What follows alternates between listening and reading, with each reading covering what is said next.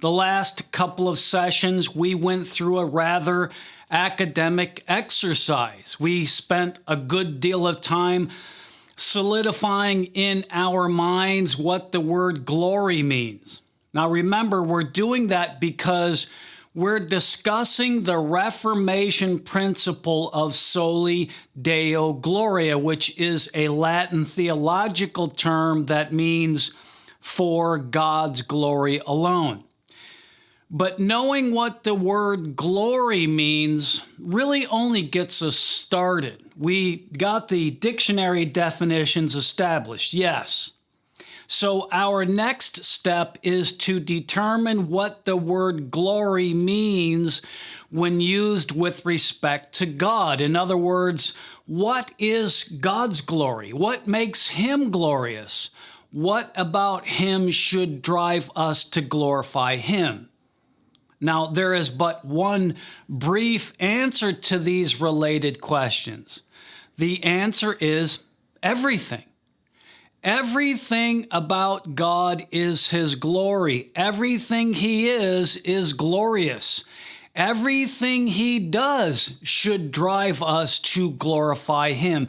God is the very embodiment of glory. Now listen, as we said before, God is so full of glory that we only get a glimpse of it. One of the great mysteries of our relationship with Him is the fact that He stoops down to reveal His glory to us. Now, He doesn't do that for any other creatures down here as far as we know. My two Labrador retrievers have no concept of the glory of God. And frankly, they couldn't care less. The flowering dogwood trees scattered on my property haven't been exposed to God's glory that they know of. Sure, they're a part of it, but so are we.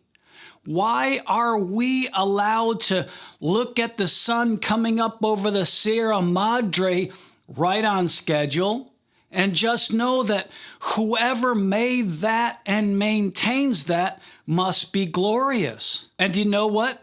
Mankind has always felt that way, long before the Bible came along, long before God started His conversations with Abraham. The earliest descendants of Adam, who eventually lost touch with their origins in the Garden of Eden, still couldn't help gazing out from their caves and wattle huts and cliff dwellings with wonder, amazement, and curiosity. God decided to reveal His glory to us, and in order to make that effective, He had to place a sort of glory receptor in mankind so that we knew when we saw it. When we saw God's glory, we had to know it was Him. But why? Now, don't worry if you haven't figured out why yet. We'll get into it sometime later. But you know what teaches us, and I really mean teaches us that He is far above us, are the obvious plans and patterns of revelation He has devised. Listen, get it straight. Once and for all, we don't know the full extent of His glory, not even close. And frankly, we never will. It's just not possible. We already talked about how God had to warn Moses that even a hair's breadth of a glimpse of glory would kill that old adopted son of Pharaoh. No, God couldn't just open up His full self to us all at once. He's got to do it little by little, and that's what He's been doing. It's absolutely beautiful how He's doing so too. What are some of those ways? Well, of course, as we've said, He has allowed us to see His glory in His creation. I've said before that the creation story in Genesis was purposely short on detail. Listen, He didn't write the Bible to serve as an encyclopedic reference library for us to find out information that might tickle our fancy. No, we got no information about the ice ages. He didn't talk about the woolly mammoth. He didn't give us a history of the Aztecs. Almost nothing about Asia, the moons of Jupiter, and the existence of neutrinos. He made all those things, and when we discover them, we derive, or at least we should derive, an even greater appreciation of his might and power, and that leads us to an even greater desire to glorify him. But he didn't put those things in the Bible. Why? Because the Bible was written to tell a certain story, and those details wouldn't help him in that effort. And their inclusion may, in fact, detract from the goals he established with the writing of the Bible. And yet, we found those things out anyway, didn't we? Well, how did we find those things out?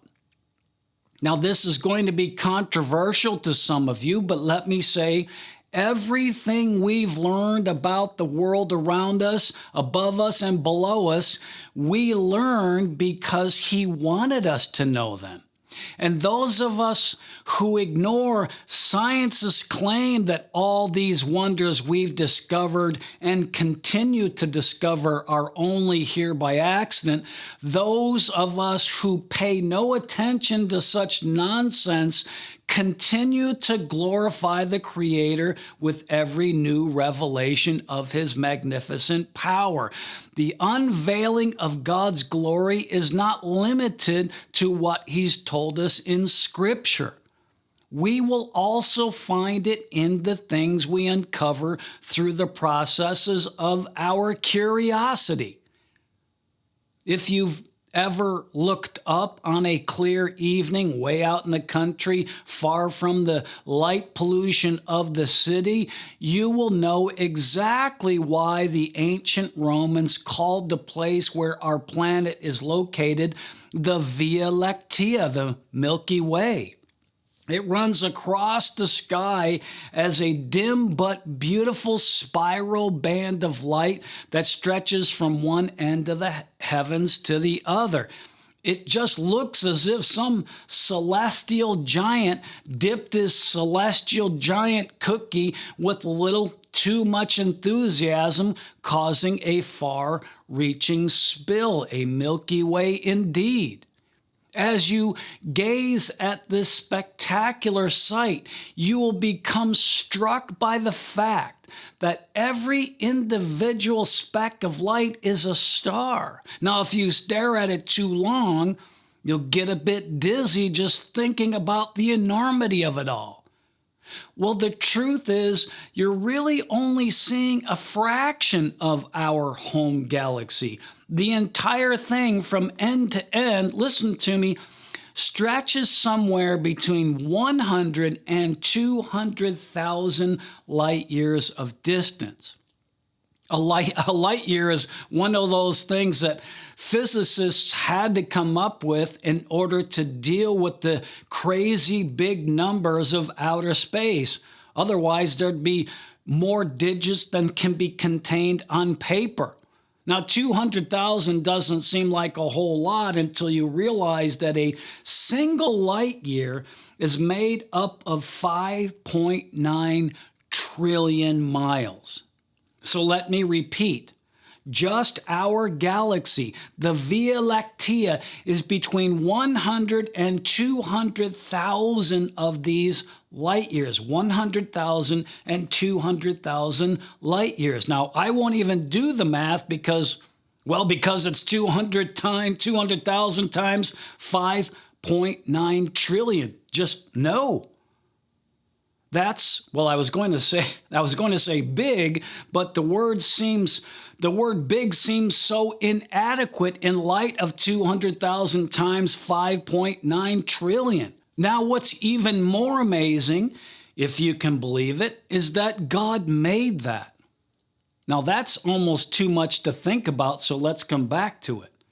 Okay, so 200,000 times 5.9 trillion. That's how big our galaxy is. Now, that's a lot of space. And you'd think with that much, it'd be mostly empty. I mean, if I moved into one of Shaq's mansions, there'd be nothing in it because it's just too big for me to figure out how to fill. You'd think God would have the same problem with our galaxy. I mean, look up again. There are parts of that beautiful spiral that are just packed with lights. If you were looking at it through one of those super powerful telescopes and you zoomed in, it would appear that the place is just crawling with bright objects. Now, just by way of full disclosure, plus I don't want any space nerds emailing me for not saying this, but there are places in the Milky Way that are actually empty. They're called voids.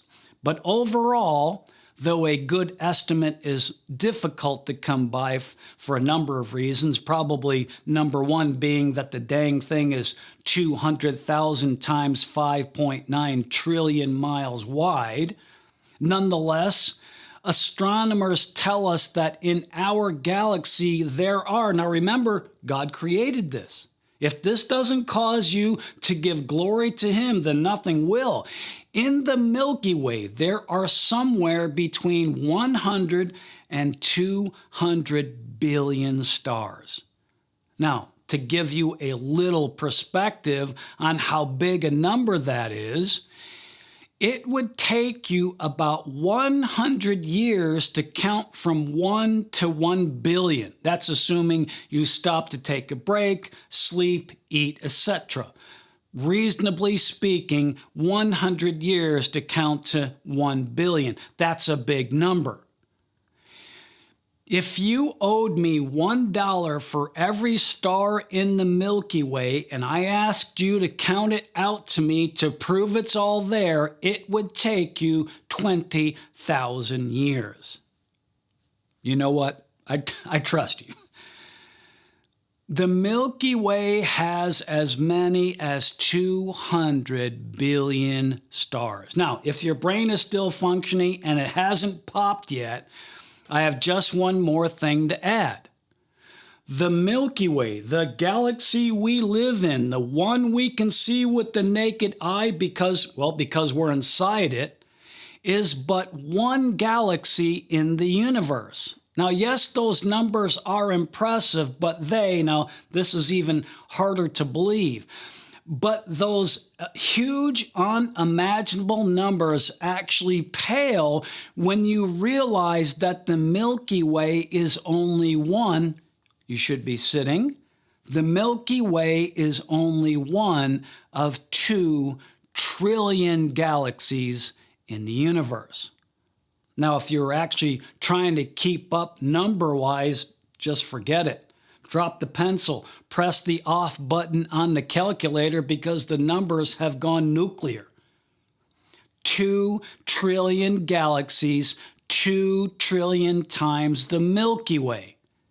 Now, not that it really matters when you're talking trillions, but the Milky Way is a little bit above average in size compared to the teeny tiny fraction of the 2 trillion galaxies we know about. So, determining the size of the universe using the Milky Way as a reference point is not necessarily a linear thing to do. But, like I said, does it really matter? 2 trillion more or less Milky Way-sized star containers. Now, to be honest, this is part of some of the problem we have with the Bible. The critics are going to say, how could one person possibly create something that generates numbers like this? Now, the doubters will say it's fantasy to assume God is a creator on this scale. Now, you and I say, praise God, because He is that big of a God, but the world can't seem to buy it. They say there has to be some other explanation. So they look at it, they study it, they do their calculations, they work hard. And then they proclaim, we've got it. We figured out why the universe is so big and so wonderful and so full of mind-bending facts. It certainly isn't God. We decided that before we even got started. Instead of one creator, God, making all of this impossible to quantify stuff, instead of God making all of this, we know how it was all made. Oh, okay, the rest of the world responds. How did all of this gigantic stuff happen? You ready? It was an accident. Blank stares, furrowed brows, slight head turns, like a dog who hears something it can't quite make out. And then for some mysterious reason, the world accepts this explanation. Collectively, the human race shrugs its shoulders in apathetic acquiescence, accepting that this massive, orderly, perpetually orderly, stays working and never stops working, this magnificent universe in which we live, we just accept that it was just a great big cosmic oopsie. We're just, lucky.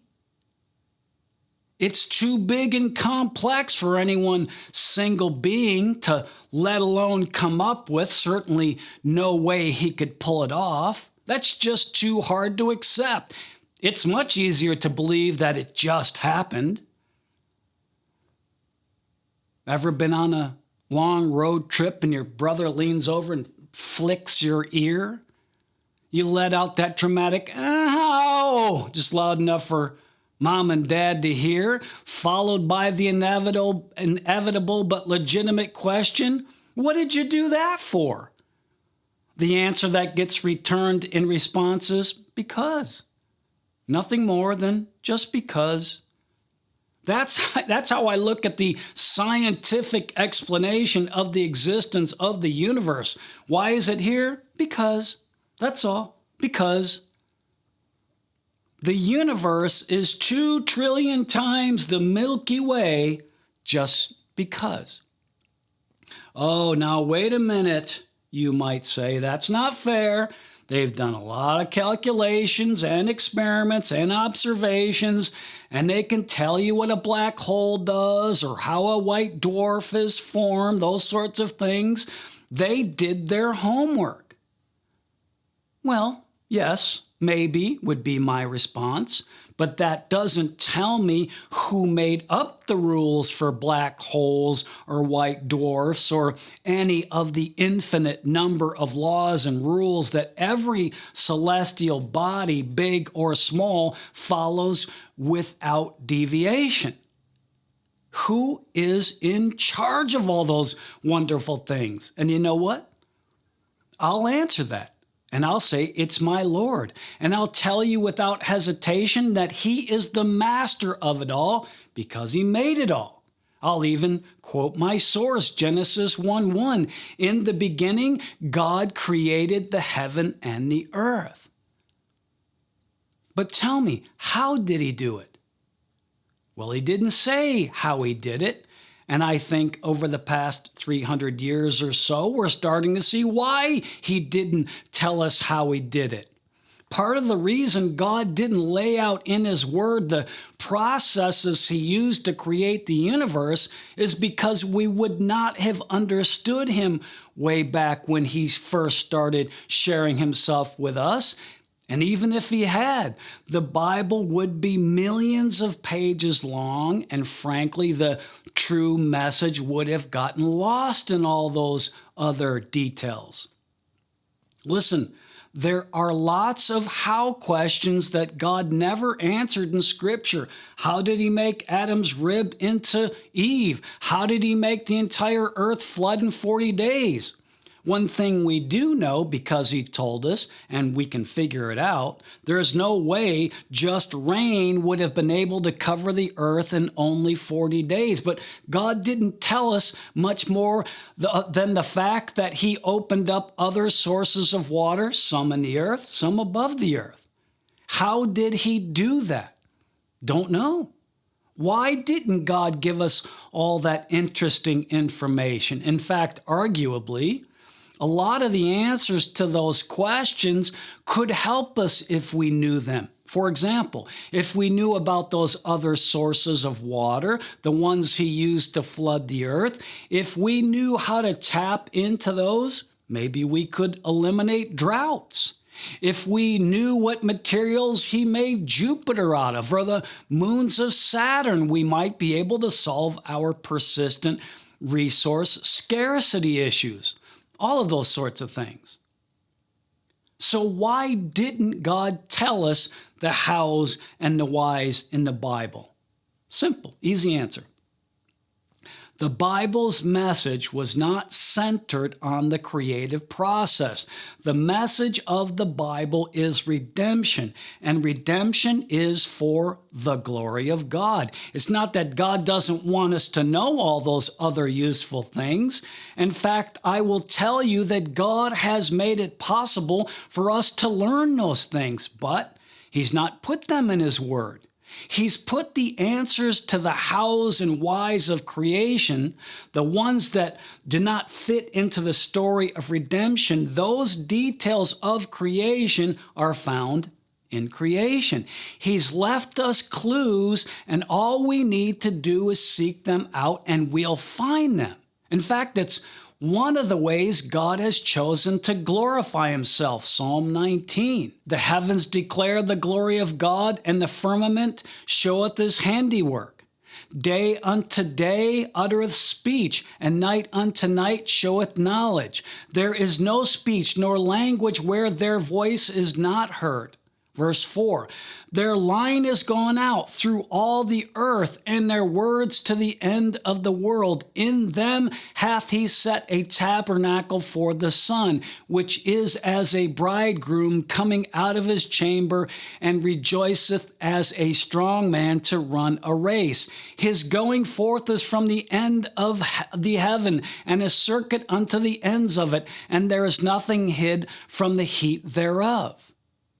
One of the ways God has chosen to glorify Himself is through the revelation of His power in nature. The first step to Soli Deo Gloria is to see and recognize and acknowledge that His glory is all around us. He put it here for us to find. When we see and recognize and accept His glory, the effect it should have on us is abject humility.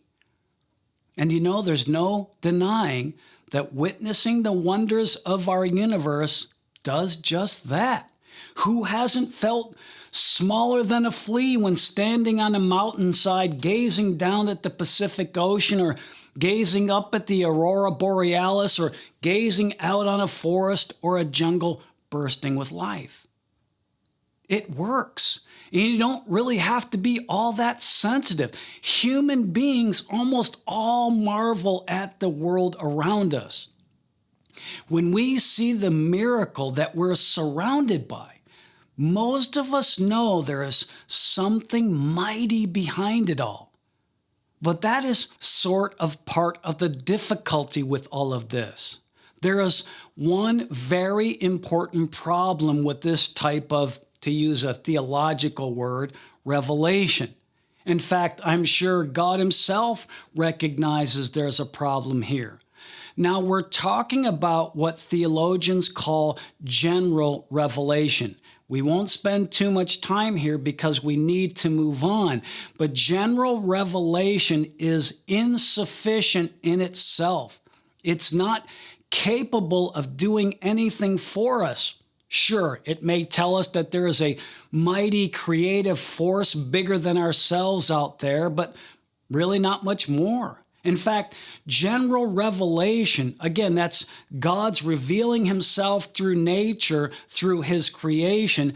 General revelation, though wonderful, doesn't do us any good, and more importantly, doesn't do enough good for God. Actually, in most cases, general revelation has not only failed to achieve what God intended it to achieve, but it's actually worked against God. Now, that's not to say God failed. God never fails. But like everything else, the dark heart of man has corrupted and misused what God has provided. Instead of seeing general revelation as a path to glorifying the one true Creator God, mankind has interpreted what God has presented and started worshiping the wonders of creation while they should be worshiping the wonderful Creator. Paul says mankind, instead of glorifying God when they witness the magnificence of his creative power, they, Romans 1:22, become fools and change the glory of the uncorruptible God into an image made like to corruptible man and to birds and four-footed beasts and creeping things. Instead of worshiping the Creator, mankind has made idols and statues and other images of his created things, of God's created things, and worshiped them. Fools indeed. And frankly, it's just as prevalent today as it's ever been. Now, we don't build temples or erect monuments in honor of birds and four-footed beasts and creeping things, but we sure do go overboard in our reverence of them. Enough said. I don't want to get smothered with hate emails and comments. Now, as I mentioned, none of this was God's fault. God had always intended that the glory of his handiwork was to be a means of inspiring a desire to seek a closer, more detailed, more personal revelation of his glory. Now, I started this section by stating that there's an inherent problem with general revelation. Even if mankind had not twisted it, we, God's children, need more if we're going to get to know enough about God to glorify him to the extent he wishes to be glorified. There must be more. There must be another way God shows himself to us. We'll look for more answers next time.